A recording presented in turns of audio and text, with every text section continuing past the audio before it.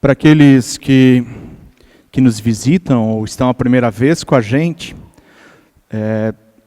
eu vou tentar fazer pelo menos uma breve introdução para que vocês entendam como nós estamos trabalhando nesta série.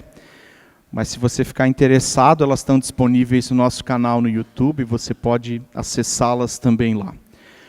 É a última semana da nossa série, atualizações disponíveis, e no contexto onde essas palavras mais aparecem é dentro das questões de informática, onde nós inevitavelmente estamos inseridos. Parece que a gente luta um pouquinho contra, mas quando a gente vê, nós não temos como fugir disso.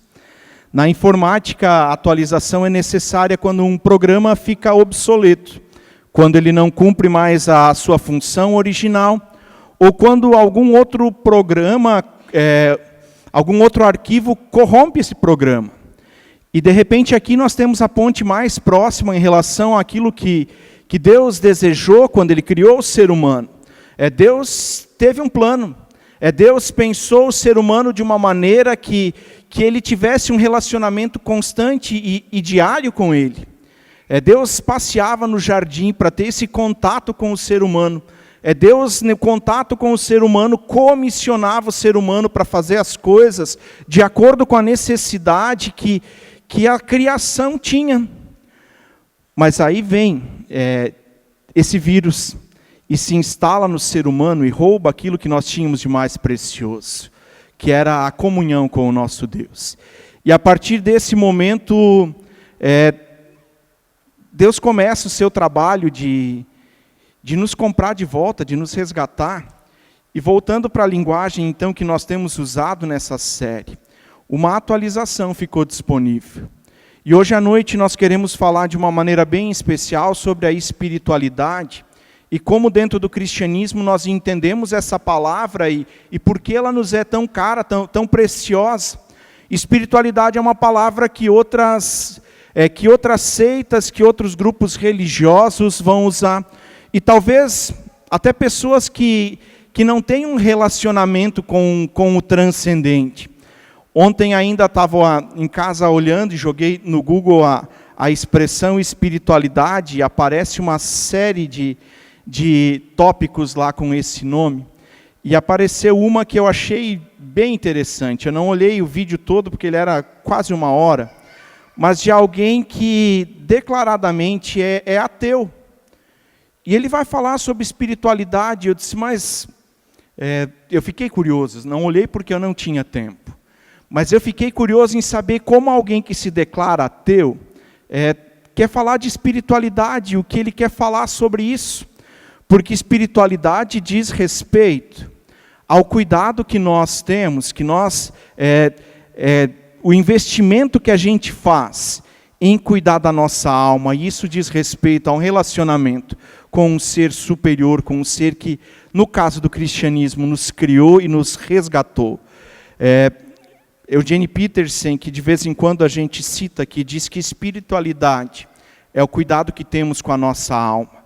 Se nós não oferecermos cuidado, se nós não tivermos um relacionamento com o nosso Deus e Criador, com o Pai de Jesus Cristo, assim como foi no início, tem alguma coisa errada com a espiritualidade. Mesmo que a gente use esse nome, mesmo que a gente siga um grupo religioso, se espiritualidade não disser respeito a um relacionamento de criatura com o Criador, de filhos com um pai, alguma coisa está errada nessa história. Deus criou o ser humano para ter relacionamento com Ele, e isso foi perdido. Se você trouxe sua Bíblia, eu quero convidar você a abrir Apocalipse capítulo 2.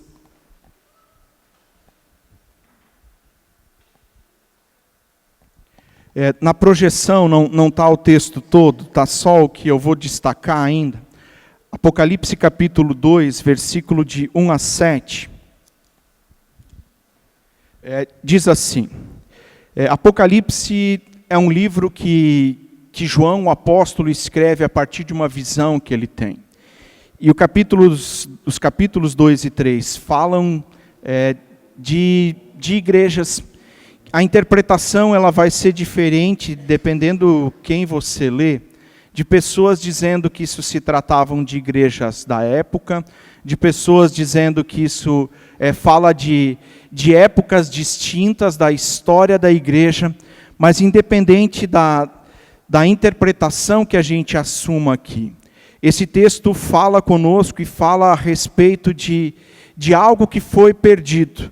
Diz assim: ao anjo da igreja em Éfeso escreva: estas são as palavras daquele que tem as 7 estrelas em sua mão direita e anda entre os 7 candelabros de ouro. Conheço as suas obras, o seu trabalho árduo e a sua perseverança. Sei que você não pode tolerar homens maus, que pôs à prova os que dizem ser apóstolos, mas não são, e descobriu que eles eram impostores. Você tem perseverado e suportado sofrimentos por causa do meu nome, e não tem desfalecido. Contra você, porém, tenho isto: você abandonou o seu primeiro amor. Lembre-se de onde caiu, arrependa-se e pratique as obras que praticava no princípio. Se não se arrepender, virei a você e tirarei o seu candelabro do lugar. Há mais uma coisa a seu respeito: você odeia as práticas dos nicolaítas, como eu também os odeio.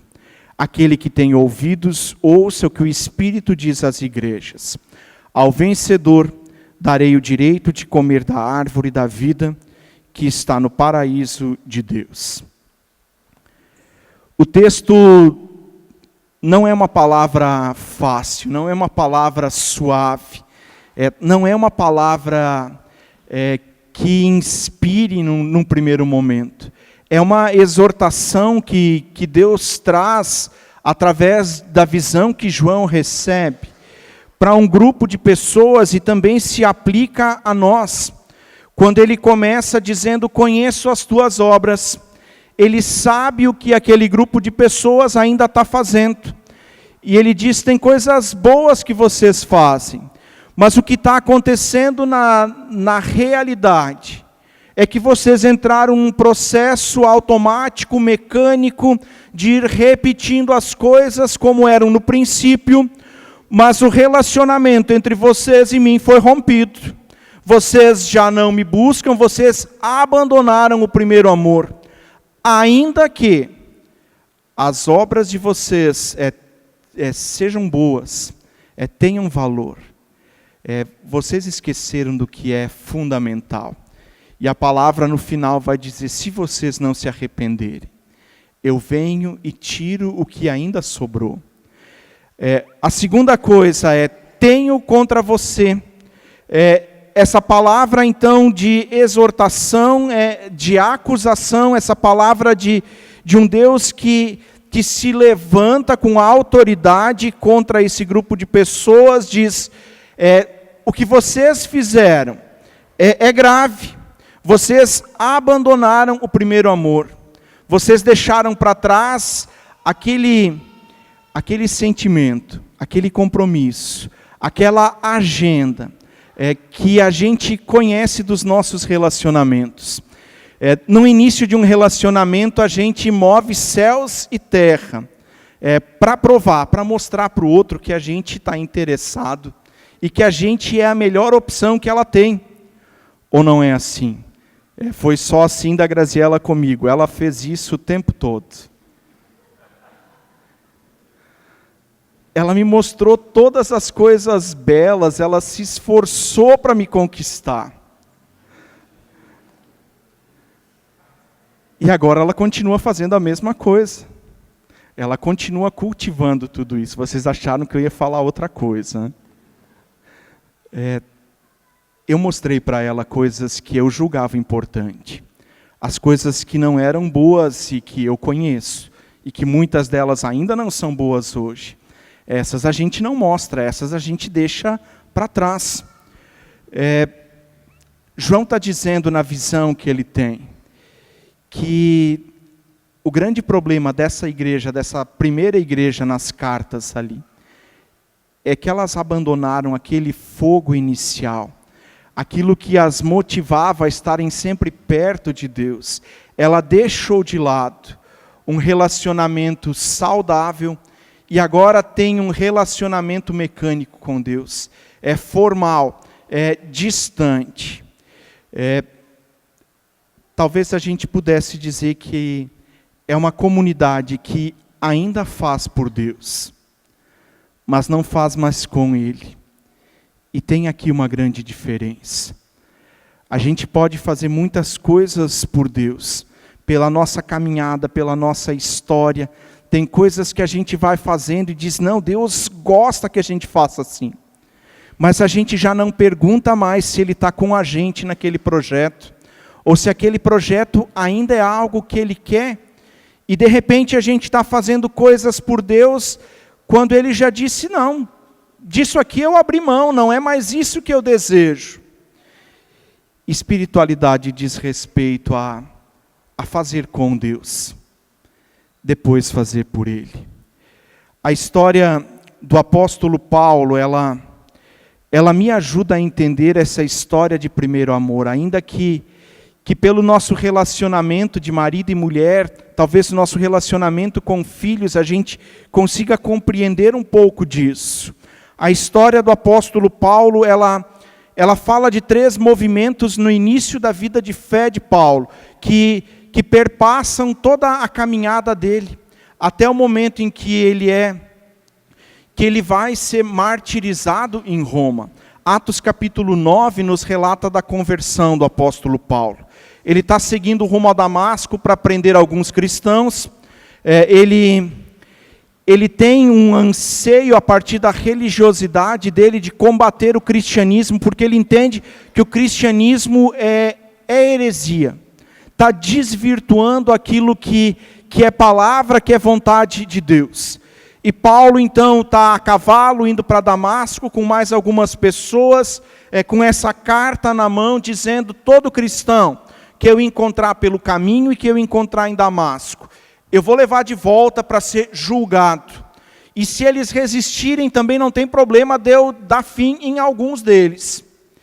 E no caminho ele tem uma visão de uma grande luz e cai do cavalo e acontece a conversão dele.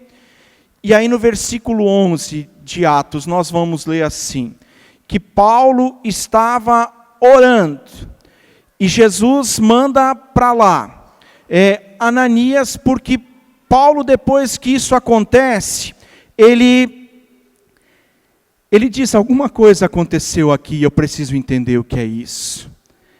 E a melhor pessoa para explicar o que está acontecendo comigo, a partir dessa decisão que ele toma, é o próprio Deus. E ele se coloca em oração. E quando ele se coloca em oração, Deus não deixa ele sem resposta. Deus manda um dos seus profetas lá, que reluta em ir. Ele disse, eu conheço a fama do sujeito. Isso é uma armadilha, ele veio aqui para prender todos nós, Deus, e agora tu está me mandando para lá. E Deus diz, pode ir, fica tranquilo, porque eu estou nessa história. A segunda coisa que acontece na vida de Paulo, que está relatado ali em Atos 9, versículo 19 vai dizer que ele passou vários dias com os apóstolos. Ele dá o primeiro passo, que é a entrega, é esse encontro com Jesus. Ele começa a investir tempo em oração, e agora ele está no convívio com outros irmãos, ele não se isola, ele não acha que essa experiência que ele teve, ela pode ser vivida longe de outros. E o versículo 19 então diz que Paulo passou vários dias com os discípulos em Damasco. Eu queria ver essa cena, desse sujeito que chega com toda a autoridade, e literalmente cai do cavalo, e agora está ali, naquele grupo que ele veio perseguir, e essa jovem igreja acolhe ele. Isso deve ter sido um impacto tremendo na vida dele. A terceira coisa vem logo a seguir no versículo 20, que agora Paulo começa a falar, ele começa a anunciar, ele começa a testemunhar, ele começa a dizer para os outros que Jesus é o enviado de Deus, que ele estava enganado a respeito das coisas anteriores. E agora Paulo começa a persuadir outros a seguirem Jesus. Os 3 movimentos na vida dele: oração, comunhão com irmãos e o anúncio, o testemunho, revelam aquilo que na minha opinião, Apocalipse está falando a respeito do primeiro amor. Essas 3 coisas caminham juntas e são características do primeiro amor, daquele impacto inicial que nós sentimos quando nós decidimos seguir Jesus e parece que as coisas tomam outro rumo. E a gente olha para aquela Bíblia que talvez ficou muitos anos guardada, empoeirada, e ela começa a ter coisas vivas para a nossa vida. E a gente chega à conclusão que não dá mais para ficar longe de outras pessoas que estão experimentando a mesma coisa. A gente não consegue guardar a língua dentro da boca, porque a gente quer falar daquilo que está enchendo o nosso coração. A censura de Jesus a essa igreja é: vocês abandonaram tudo isso. Vocês já não têm mais vida de oração. Vocês se isolaram uns dos outros. Vocês ainda estão cumprindo uma tarefinha. Ela é mecânica e em algum momento ela para. Porque já não tem mais vida. Já não tem mais um ciclo virtuoso. Algo cortou essa relação. E eu imagino que alguns de vocês agora pensaram: Paulo, com Paulo é fácil, era Paulo. Não era Daniel, não era o Manuel, não era o José. Para Paulo é fácil. É verdade. Deus tem um chamado diferente para Paulo. Mas para todos nós vale a mesma ordem. Nós conhecemos Jesus e começamos a investir tempo na oração, na comunhão e no exercício de algum dom. Se alguma dessas coisas não estiver acontecendo na tua vida, bugou. Alguma coisa não está funcionando nesse programa, nesse software. Alguma coisa precisa ser atualizada com urgência. A gente às vezes acha que espiritualidade não precisa de atualização. Afinal de contas, sempre foi assim. É verdade. A teoria é a mesma. Deus quer relacionamento conosco, que nós encontramos relacionamento com Ele na oração, na leitura da palavra. Nós encontramos relacionamento com Ele na vida com os irmãos. Mas alguma coisa se rompe nesse ciclo. Oração, comunhão, exercício dos dons, ainda que nós não sejamos o apóstolo Paulo, ainda que a gente não tenha o dom da pregação, que a gente não seja um evangelista, cada um de nós tem uma tarefa dada por Deus que nós vamos descobrir na intimidade com Ele. Cada um de nós tem uma tarefa a partir do dom que o Espírito Santo nos dá. Terceira coisa que o texto de Apocalipse nos diz lembra de onde você caiu, porque você vai ter que voltar lá. Você vai ter que trazer a memória, porque se isso não for removido daqui, se isso não for tirado, amanhã ou depois acontece de novo. E a repetição vai gerando um vício. E tem uma música gaúchesca que dizia: o vício é como sarnoso. Se instala e vai tomando conta. Sarna é uma coisa ruim de lidar. Lembra onde você caiu. E de repente não foi em alguma coisa ruim. Hoje de manhã, no culto também com o mesmo tema na pregação, eu disse que às vezes quando nós pastores nos reunimos aqui, Jaraguá tem mais alguns pastores, eles se reúnem e perguntam para mim, para o William ou para o Rafa: fulano está participando no centro. E normalmente a nossa pergunta é: fulano? Nunca ouvi falar do fulano. Ele é assim, ele é carequinho, ele é gordinho. Não tem gordo e nem careca na nossa comunidade. Só tem gente bonita lá. Gordo e careca, agora pode ser que alguém se ofendeu. Desculpa, eu estava falando de mim. E a conclusão é que muitas pessoas têm dito como desculpa, nós vamos na Pedro. Outras com as quais a gente fala dizem, sim pastor, estou sempre lá no culto. Mas como a gente não te enxerga? Ele diz, não, eu sento atrás do pilar. A gente tem 8 pilares aqui que sustentam o coro. E no restauro eles vão sair. Ninguém mais vai poder usar a desculpa que está sentado atrás do pilar. As pessoas, elas dizem que fazem, mas elas deixam isso de lado e de repente não deixaram por uma divergência com a igreja, não deixaram por alguma coisa grave, mas alguma coisa foi ocupando o lugar que antes era do relacionamento com Deus. Na nossa região é comum que de repente para a gente crescer na empresa, a empresa solicita que a gente faça algum curso de aperfeiçoamento de línguas ou na área onde a gente trabalha e a gente diz, ok, 2 noites por semana não vão fazer falta. E a gente começa o inglês, a gente começa isso, começa aquilo, e de repente essas 2 noites agora fazem falta para o relacionamento com os filhos. E a gente diz, não, vou compensar. Domingo eu vou dedicar aos meus filhos e à minha esposa. E ele dedica domingo para isso. E aí chega às 6 horas, onde deveria estar tomando banho. Eu sei que alguns não tomam banho para vir no culto. O horário que deveriam estar tomando banho para vir para o culto. E a pessoa diz, vou ficar mais um pouco com a minha família. Fazer um aperfeiçoamento, se dedicar ao trabalho, investir tempo na família não é ruim.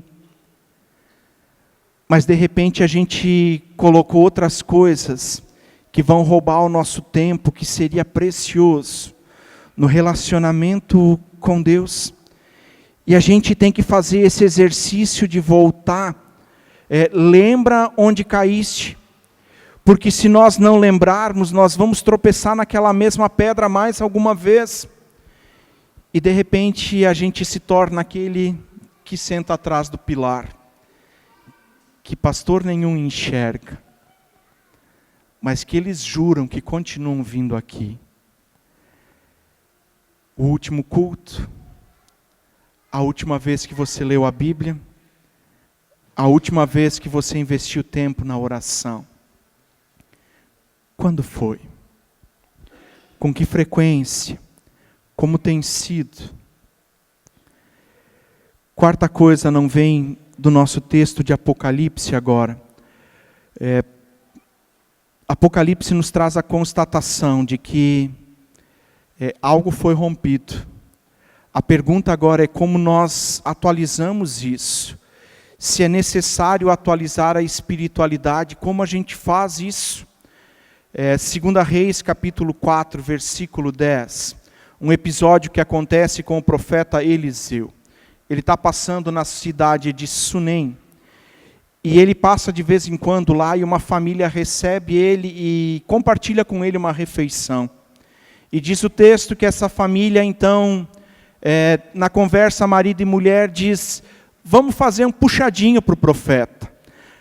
É um homem de Deus, é bom que ele esteja na nossa casa e vamos fazer um quartinho para ele. E eles empreendem tempo em fazer isso e de fato Eliseu passa lá. E tem 4 coisas nesse pequeno versículo que eu acho que nos ajudam para que a gente atualize a espiritualidade. Eu sei que o Pedro falou desse texto com os jovens no retiro e provavelmente eu tomei um rumo um pouco diferente do Pedro. Para mim, o mais importante nesse texto é o quartinho. O lugar onde nós desligamos das outras coisas. Um lugar no qual nós temos tempo para um relacionamento com Deus. As outras coisas que são colocadas no quartinho são uma cama, uma mesa e uma cadeira e uma lamparina. Uma cama porque nós precisamos de descanso. A espiritualidade, ela também depende de nós termos uma vida saudável no nosso dia a dia. Sem descanso nós não somos saudáveis. A mesa e a cadeira, que é o lugar para a gente investir tempo na leitura e em procurar coisas na palavra para a nossa vida, para nos alimentarmos dela. E a lamparina que manda embora toda a escuridão que há ali. E o Salmo 119, inclusive, fala isso de uma maneira bem clara, de que a palavra do Senhor é luz para o nosso caminho. Mas essas outras coisas não vão acontecer se nós não tivermos um quartinho. Se nós não tivermos um lugar onde nada nos atrapalha, onde nós podemos atualizar a nossa espiritualidade. Já contei isso outras vezes, especialmente no curso Alfa, quando a gente falava desse assunto. Na minha conversão, na adolescência ainda, quem me acompanhou na caminhada deixou muito claro que um tempo de meditação na palavra, diariamente, fazia diferença na nossa vida. E eu, por um bom tempo da minha vida, inclusive ainda na faculdade de teologia, usava um lugar da casa que a gente não gosta muito. Eu gosto de acordar cedo, pegava a minha Bíblia, na época a Bíblia de papel, vejam só quanto tempo faz isso. Bíblia de papel. Ia para o banheiro, e lá eu tinha o meu tempo com Deus. Era o meu quartinho. Na faculdade de teologia, nossa república, o banheiro estava indo embora. Não, a casa estava indo embora. O banheiro era de concreto e a casa de madeira. Mas era o lugar, no meio da bagunça daqueles 8 que moravam naquela casa, que eu tinha para me aquietar diante de Deus e alimentar a espiritualidade. Sem o quartinho, sem o lugar onde a gente abre a nossa Bíblia, onde a gente lê um versículo, pergunta para Deus o que Ele quer falar conosco a respeito daquilo. Sem esse tempo no qual a gente diz, e agora, Deus, o que Tu queres que eu faça a partir disso? Sem esse lugar, onde nada e ninguém vai nos atrapalhar, nós não vamos nutrir uma espiritualidade saudável. Ainda que eu também tenha dito que Paulo teve encontro com os irmãos, e isso é outro detalhe, não é um detalhe, é outro aspecto importante. Mas tudo começa no tempo que eu e você dedicamos lá no silêncio do nosso quartinho, com Deus. Hoje, na nossa casa, eu não uso o banheiro para isso. O Heitor levanta e na nossa escala de vizinhos para trazer as crianças para a escola, eu dificilmente trago. Acordo o Heitor, preparo o lanche, deixo ele pronto. Quando o Cleiton normalmente pega ele para trazer para a escola, 7h10 eu volto para o apartamento, sento num dos sofás que a gente tem na sala e vou para o YouVersion porque eu tenho um plano selecionado lá, de leitura diária. E às vezes falha, né? Se você tem o YouVersion, você consegue acompanhar os dias, né? Saber quantos dias ininterruptamente você está fazendo uso da palavra. E o dia que mais falha para mim, o dia que rompe os meus 30 dias de leitura contínua, meus 20 dias de leitura contínua é o domingo. O dia que eu tenho mais tempo. Porque só tem culto às 9 e às 19.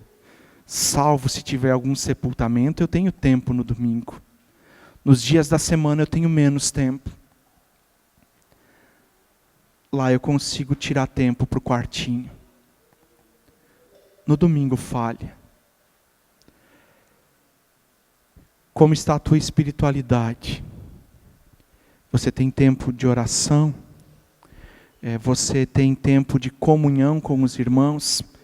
No culto, no PG? A partir dessas duas coisas, você sabe o que Deus quer da sua vida? O que Ele está mandando você fazer hoje? O que Ele está pedindo para você fazer na semana que vem? Se algum desses pontos não está claro, eu quero convidar você a tomar decisões nessa noite que vão atualizar a sua espiritualidade. Eu quero terminar com uma história de George Miller, que foi missionário evangelista do século XIX. Ele era inglês e boa parte do ministério dele foi na Inglaterra. Dizem que o George Miller leu a Bíblia mais de 200 vezes, a Bíblia toda. Que 50 vezes dessas 200 ele leu ela de joelhos. No final da vida dele, alguém pergunta para ele, o que você ainda gostaria de fazer? E ele responde, ler mais a Bíblia, pois conheço ainda pouco da excelência de Cristo. Outra história dele.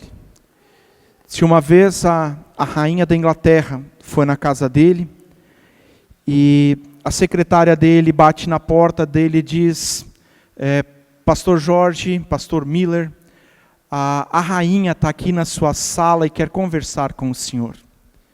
E ele manda a secretária de volta dizendo, diga para a rainha que eu estou conversando com o Rei dos Reis. E quando eu terminar, eu posso conversar com ela. O que ele estava fazendo? Orando. A oração, o tempo de oração era mais importante do que a rainha estar na casa dele. Miller tinha um caderno onde ele anotava respostas de oração. E ele tinha mais de 50 mil anotações de orações respondidas. Miller fundou alguns orfanatos e ele chegou a atender mais de 10 mil crianças órfãos, porque ele descobriu uma promessa e fez daquilo, entendeu que aquilo era o que Deus estava pedindo para ele fazer. Ele leu o Salmo 68, versículo 5, e lá está escrito que Deus é pai dos órfãos. E ele disse, se Deus é pai dos órfãos, eu vou começar a cuidar deles. E ele então cria alguns orfanatos, atende essas crianças, e um dia, numa das casas que ele atendia, com 1000 crianças mais ou menos, os funcionários entram em desespero, porque não tem alimento para o café da manhã. E o Miller diz, só um pouquinho.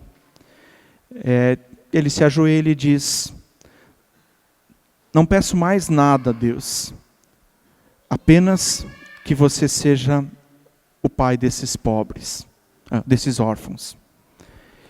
E no instante seguinte, começa um atropelo no pátio e chegam algumas carroças, e o padeiro da cidade está chegando no orfanato. Ele diz, pastor, eu achei que não podia jogar fora esse pão. Levei o pão para a família real e eles disseram que o pão passou do ponto. E nós decidimos trazer todo o pão para vocês. E ele diz, não foi o pão que passou do ponto. Foi Deus que nos deu ele. Você não precisa ser o apóstolo Paulo. Você não precisa ser George Miller. Mas você precisa, se você deseja manter um relacionamento com Deus, você precisa investir tempo na oração. Você precisa investir tempo na leitura da palavra. Você precisa da comunhão com os irmãos. E você precisa, a partir do que você vai descobrindo, cumprir uma tarefa que é só tua, dentro de uma comunidade, no reino de Deus. Espiritualidade é o cuidado que nós temos com a nossa alma. Qual é o cuidado que você tem dado para a sua? Quais são as decisões que você precisa tomar nessa noite para atualizar a espiritualidade? Não perca a oportunidade de colocar algumas coisas em dia, de decidir, de fazer diferente. E talvez como o maior desafio que a gente possa levar daqui hoje à noite, é se você acorda cedo Se você gosta disso, se isso não é problema para você, bota o despertador para 10 minutos antes do que é o normal. Gaste esses 10 minutos lá no teu quartinho, onde ninguém vai te incomodar. Leia um versículo. Peça para Deus te mostrar o que Ele deseja. Se você não gosta de acordar cedo, se você tem dificuldade com isso, gasta 10 minutos do teu horário de almoço. Mas almoço eu preciso comer e eu como por muito tempo, meu intervalo de almoço é pequeno. Faz à noite. Mas em algum momento da tua segunda-feira, que inclusive é feriado para quem trabalha em Jaraguá, você disponha de algum tempo para atualizar a espiritualidade. Siga a nossa comunidade nas redes sociais para receber conteúdo exclusivo, avisos e eventos. É só procurar Comunidade Apóstolo Pedro no Facebook ou Instagram. Ou acessar o nosso site apostolopedro.com.br.